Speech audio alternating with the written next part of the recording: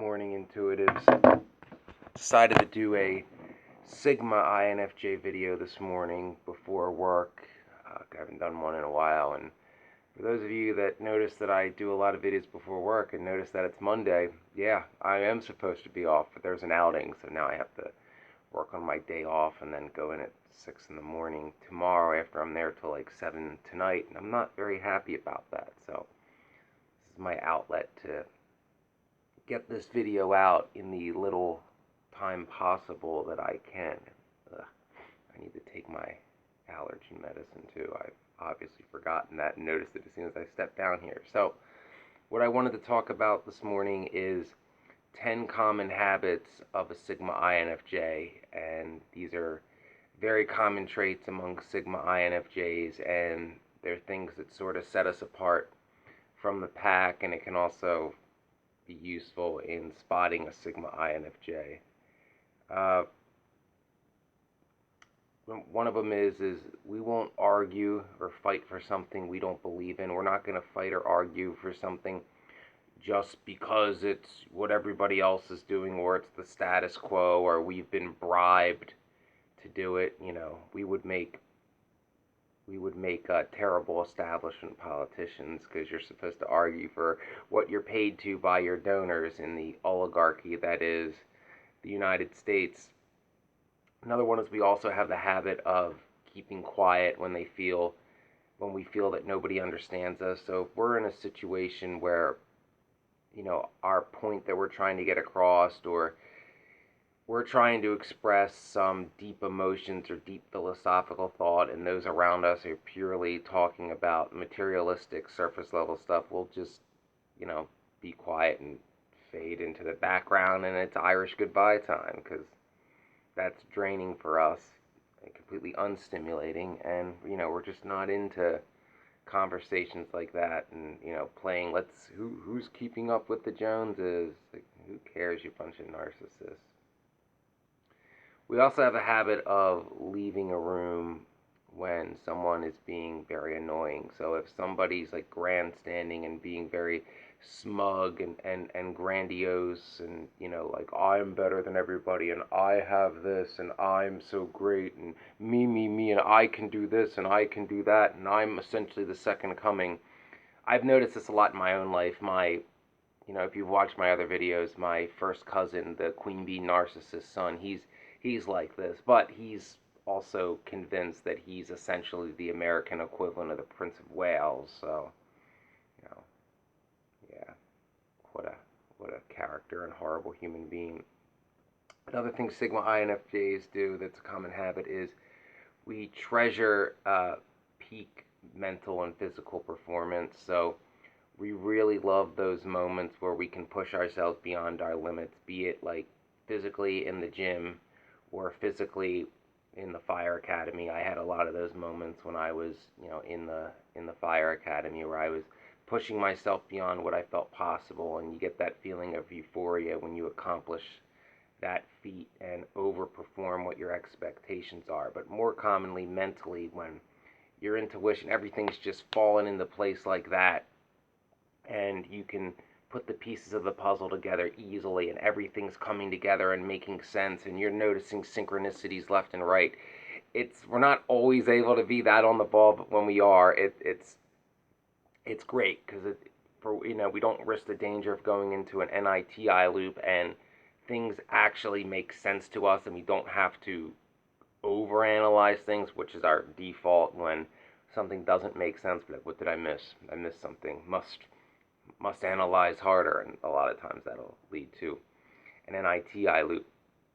Another important thing is if everybody's going right, we go left, which essentially is just an old saying for meaning we're not followers. We are fully intent on blazing our own path and going for our own expectations, not what the status quo is, or what we're told to do, or what we're told, is normal and regular, and, just fall in line and be another sheep, because following fads and all that. No, like, we're going to do what we're going to want to do. We don't care how impossible the odds are, and we don't care what ridicule we'll get. A lot of times telling us that it's impossible or it'll never happen just makes us want it more.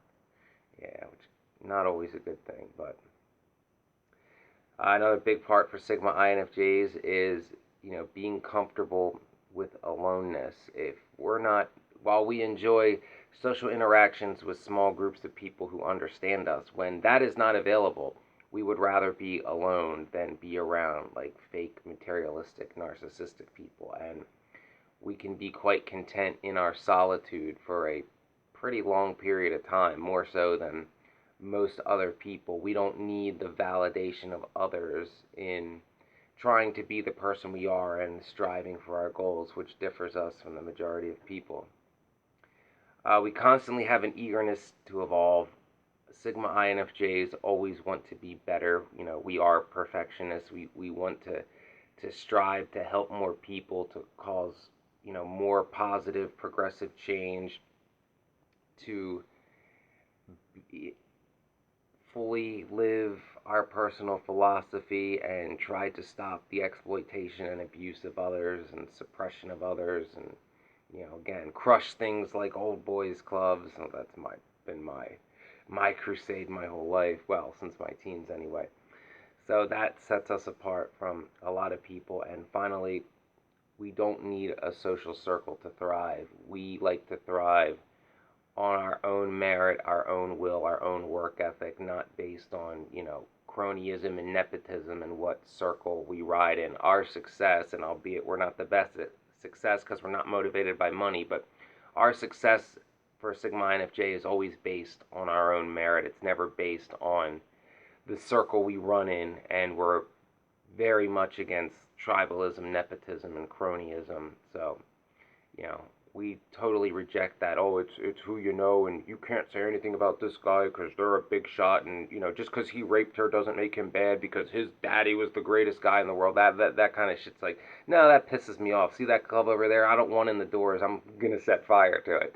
So those are some traits that are very common amongst Sigma INFJs.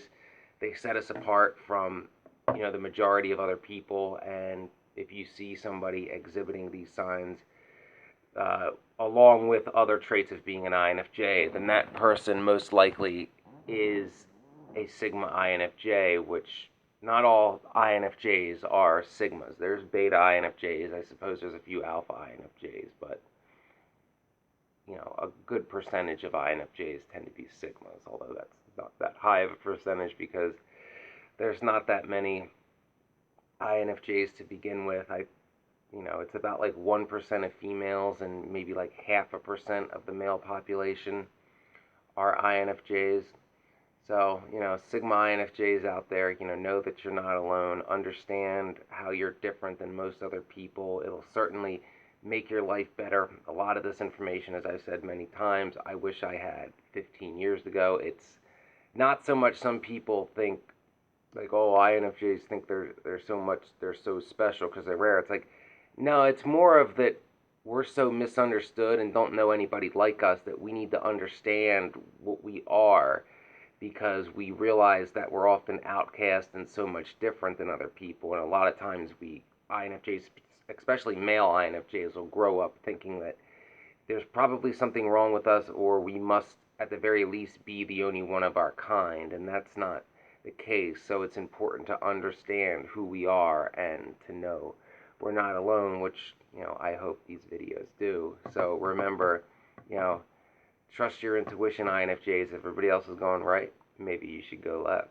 And remember, don't sell out your integrity for success, no matter what the social circle is.